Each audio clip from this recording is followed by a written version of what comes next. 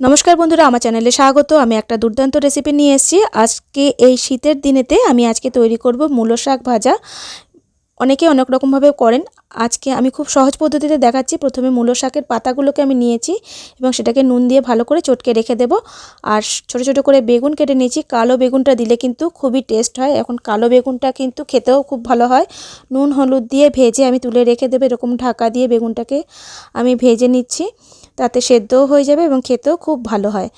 আর আমরা এই শীতেতে কিন্তু মূলো শাকটা অনেকেই ভালোবাসি, সেই জন্যই আজকে এই রেসিপিটা আপনাদের সঙ্গে শেয়ার করলাম। আমি একটু সর্ষে ফোড়ন দিলাম, দুটো শুকনো লঙ্কা দিয়ে দিলাম, একটা ভাজা লঙ্কা তুলে রেখে দিলাম।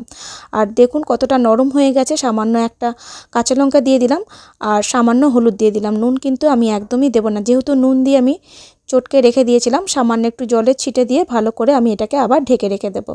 এইভাবে করলে কিন্তু শাকের টেস্টটাও সুন্দর হয়, দুর্দান্তও লাগে খেতে। আর সামান্য বেগুন দিয়ে এইভাবে ভালো করে মিশিয়ে নিয়ে সামান্য একটু চিনি দিয়ে আমি শাকটাকে নামিয়ে ফেলবো। খেতে কিন্তু অপরূপ সুন্দর হয় এইভাবে করলে। আর অনেকে আছে বড়ি দিয়েও করেন, বড়ি দিয়েও খুবই ভালো হয়। আর যারা যারা দেখছেন ফলো করছেন অসংখ্য ধন্যবাদ। যারা যারা করেননি চটপট করে ফেলুন। প্লিজ বন্ধুরা পাশে থাকুন এবং সাবস্ক্রাইব, শেয়ার, কমেন্ট অবশ্যই করবেন যারা যারা দেখছেন। আর ভালো লাগলে একটু শেয়ার করবেন। আমি আরও নতুন ধরনের রেসিপি আপনাদের সঙ্গে শেয়ার করব। কেমন লাগলো অবশ্যই কমেন্টের মাধ্যমে জানাবেন। ধন্যবাদ।